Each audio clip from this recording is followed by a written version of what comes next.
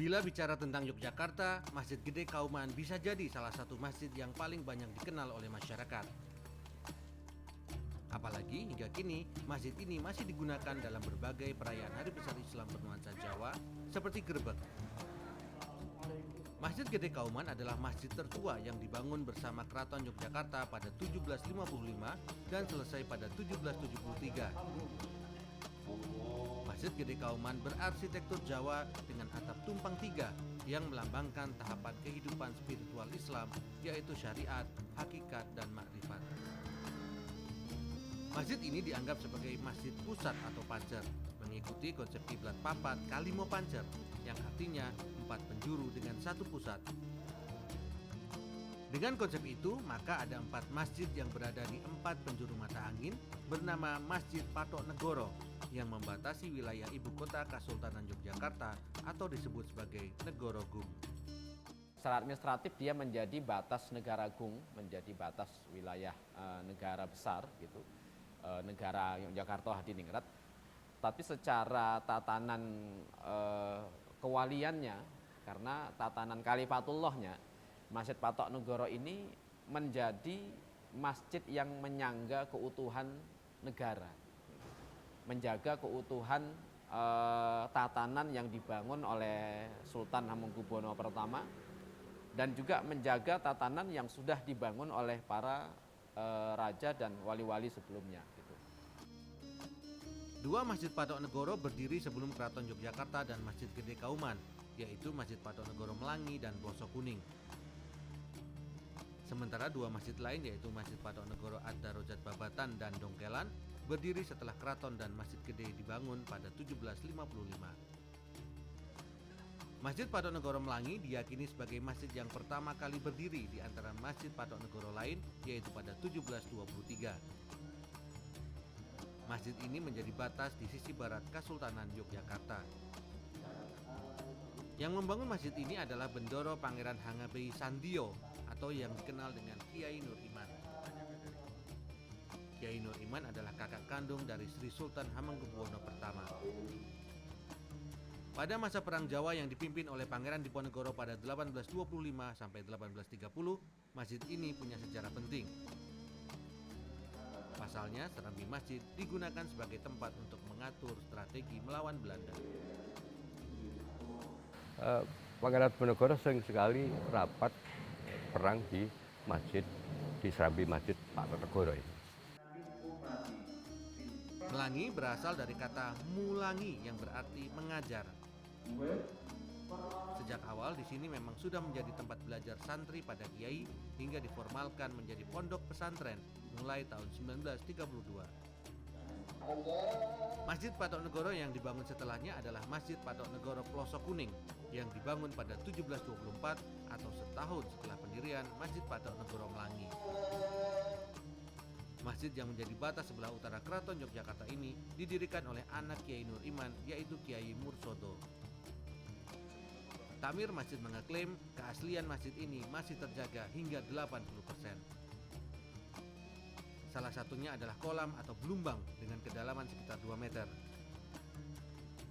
Selain berfungsi sebagai tempat bersuci, ada makna filosofis lain yang terkandung di sini. Kolam atau blumbang yang berada di sekeliling masjid-masjid tua di Yogyakarta merupakan sebuah konsepsi dari ayat di Al-Quran yang menyatakan bahwa singgasana Allah berada di atas air. Ayat yang dimaksud adalah surat Hud ayat 7 yang berbunyi, "Dialah Allah yang menciptakan langit dan bumi dalam 6 masa dan adalah ars atau singgasananya di atas air, agar dia menguji siapakah di antara kamu yang lebih baik amalnya."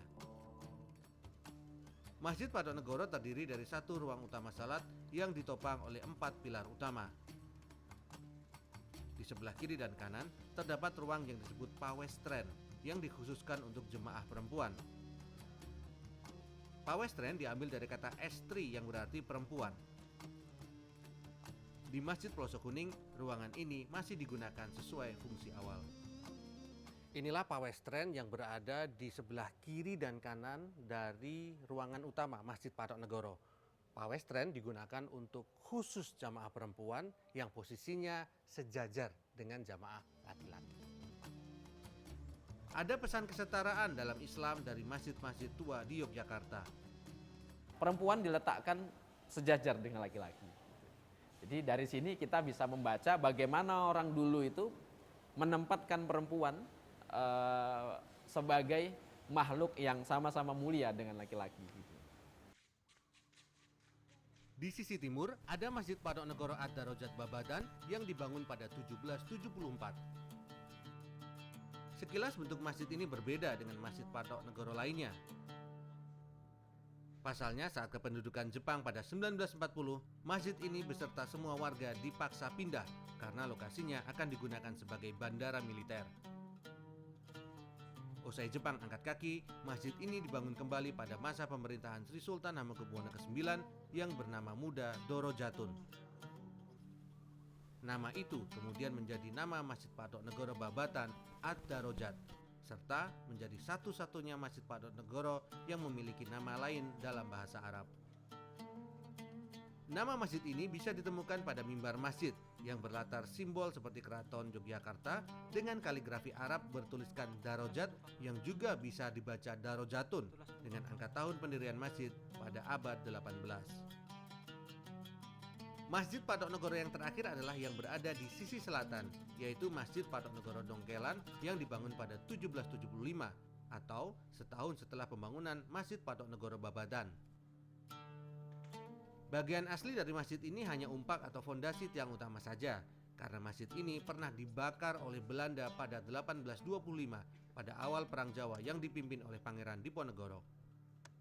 Karena tahu kalau sini dulu pendukung Diponegoro, waktu Belanda mengejar Diponegoro ke Selarong itu melewati sini ya, dia dibakar ini masjid, karena masjid ini termasuk dulu untuk mengatur strategi perang di sini juga.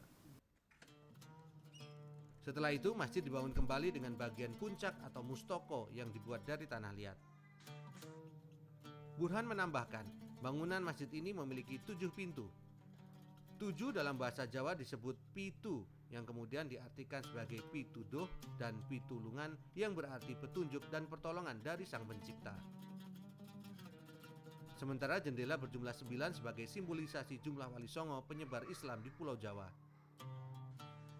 Dari keempat Masjid Patok Negoro ada kesamaan yang terdapat di setiap masjid. Pertama, ruangan utama masjid disokong 4 tiang utama atau soko guru.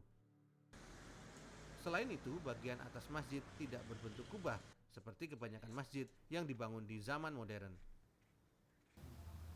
Jadi mustoko itu ada namanya godok luwih.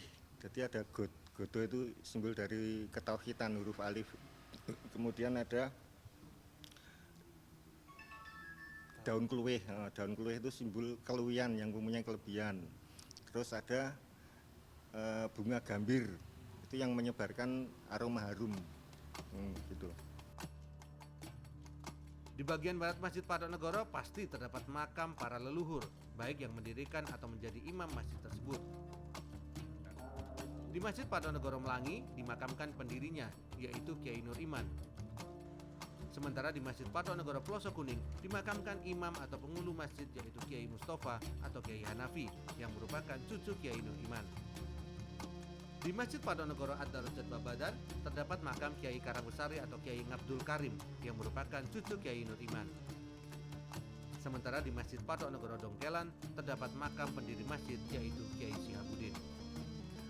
Meski tak mempunyai ikatan darah dengan Kiai Nur Iman, anak cucu Kiai Sihabuddin menikah dengan anak cucu Kiai Nur Iman. Di makam ini juga terdapat 2 tokoh pendiri pesantren-pesantren di Krapyak, Yogyakarta, yaitu makam Kiai Munawir dan Kiai Ali Maksum. Masjid menjadi bagian penting dari para leluhur Kerajaan Mataram Islam. Pembangunan Keraton Yogyakarta bersama dengan Masjid Gede Kauman sama dengan tuntunan Nabi Muhammad. Ketika hijrah dan mulai membangun Madinah, Nabi Muhammad pertama kali membangun Masjid Nabawi. Tim Liputan CNN Indonesia, Yogyakarta.